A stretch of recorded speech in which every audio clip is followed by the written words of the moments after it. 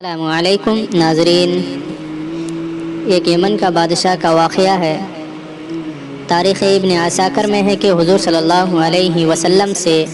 1000 سال پیشتر یعنی پہلے یمن کا بادشاہ طبع اول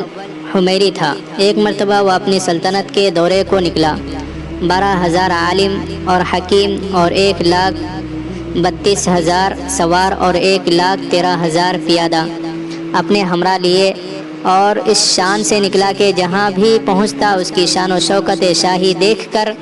مخلوق خدا چاروں طرف سے نظارہ کو جمع ہو جاتی تھی۔ یہ بادشاہ جب دورہ کرتا ہوا مکہ معظمہ پہنچا تو اہل مکہ سے کوئی اسے دیکھنے نہ آیا۔ بادشاہ حیران ہوا اور اپنے وزیر اعظم سے اس کی وجہ پوچھی تو اس نے بتایا کہ اس شہر میں ایک گھر ہے جسے بیت اللہ کہتے ہیں، اس کی اور اس کے خادموں کی جو یہاں کے باشندے ہیں تمام لوگ بے حد تعظیم کرتے ہیں، اور جتنا آپ کا لشکر ہے اس سے کہیں زیادہ وہاں لوگ اس گھر کی زیارت کو آتے ہیں اور یہاں کے باشندوں کی خدمت کر کے چلے جاتے ہیں۔ پھر آپ کا لشکر ان کے خیال میں کیوں آئے؟ یہ سن کر بادشاہ کو غصہ آیا اور قسم کھا کر کہنے لگا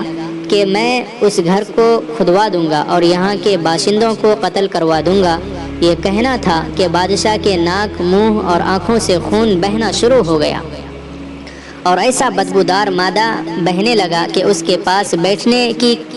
کسی کو طاقت نہ رہی۔ اس مرض کا علاج کیا گیا مگر افاقہ نہ ہوا۔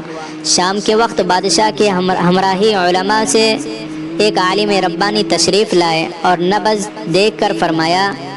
مرض آسمانی ہے اور علاج زمین کا ہو رہا ہے۔ اے بادشاہ، آپ نے اگر کوئی بری نیت کی ہے تو فوراً اس سے توبہ کیجیے۔ بادشاہ نے دل ہی دل میں بیت اللہ شریف اور خدام کعبہ کے متعلق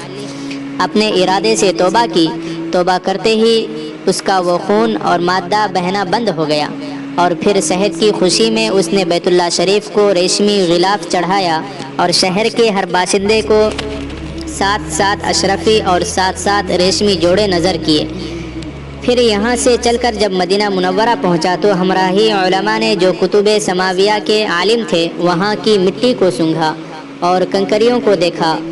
اور نبی آخر الزماں صلی اللہ علیہ وسلم کی ہجرت گاہ کی جو علامتیں انہوں نے پڑھی تھی ان کے مطابق اس سرزمین کو پایا تو باہم عہد کر لیا کہ ہم یہاں ہی مر جائیں گے مگر اس سرزمین کو نہ چھوڑیں گے۔ اگر ہماری قسمت نے یاوری کی تو کبھی نہ کبھی جب نبی آخر الزماں صلی اللہ علیہ وسلم یہاں تشریف لائیں گے ہمیں بھی زیارت کا شرف حاصل ہو جائے گا، ورنہ ہماری قبروں پر تو ضرور ہی کبھی نہ کبھی ان کی جوتیوں کی مقدس خاک اڑ کر پڑ جائیں گی جو ہماری نجات کے لیے کافی ہے۔ یہ سن کر بادشاہ نے ان عالموں کے واسطے 400 مکان بنوائے اور اس بڑے عالم ربانی کے مکان کے پاس حضور صلی اللہ علیہ وسلم کی خاطر 2 عمدہ مکان تیار کرایا اور وصیت کر دی کہ جب آپ صلی اللہ علیہ وسلم تشریف لائیں تو یہ مکان آپ کی آرام گاہ ہوگی، اور ان 400 علماء کی کافی مالی امداد بھی کی اور کہا تم ہمیشہ یہی رہو، اور پھر اس بڑے عالم ربانی کو ایک خط لکھ دیا اور کہا کہ میرا یہ خط اس نبی آخر الزماں صلی اللہ علیہ وسلم کی خدمت اقدس میں پیش کر دینا، اور اگر زندگی بھر تمہیں حضور صلی اللہ علیہ وسلم کی زیارت کا موقع نہ ملے تو اپنی اولاد کو وصیت کر دینا کہ بعد نسل میرا یہ خط محفوظ رکھے حتیٰ کہ سرکار ابد قرار صلی اللہ علیہ وسلم کی خدمت میں پیش کیا جائے۔ یہ کہہ کر بادشاہ وہاں سے چل دیا۔ وہ خط نبی کریم صلی اللہ علیہ وسلم کی خدمت میں 1000 سال بعد پیش ہوا۔ کیسے ہوا اور خط میں کیا لکھا تھا سنیے اور عظمت مصطفیٰ صلی اللہ علیہ وسلم کا اعتراف فرمائیے۔ خط کا مضمون یہ تھا، جس کا ترجمہ یہ ہے، کم ترین مخلوق طبع اول حمیری کی طرف سے شفیع المذنبین سید المرسلین محمد صلی اللہ علیہ وسلم، اما بعد، اے اللہ کے حبیب، میں آپ پر ایمان لاتا ہوں اور جو کتاب آپ پر نازل ہوگی اس پر بھی ایمان لاتا ہوں، اور میں آپ کے دین پر ہوں، پس اگر مجھے آپ کی زیارت کا موقع مل گیا تو بہت اچھا اور غنیمت، اگر میں آپ کی زیارت نہ کر سکا تو میری شفاعت فرمانا اور قیامت کے روز مجھے فراموش نہ کرنا۔ میں آپ کی پہلی امت میں سے ہوں اور آپ کے ساتھ آپ کی آمد سے پہلے ہی بیعت کرتا ہوں۔ میں گواہی دیتا ہوں اللہ ایک ہے اور آپ اس کے سچے رسول ہیں۔ شاہ یمن کا یہ خط نسلاً بعد نسل ان 400 علماء کے اندر حرز جان کی حیثیت سے محفوظ چلا آیا، یہاں تک کہ 1000 سال کا عرصہ گزر گیا۔ ان علماء کی اولاد اس کثرت سے بڑھی کہ مدینہ کی آبادی میں کئی گنا اضافہ ہو گیا،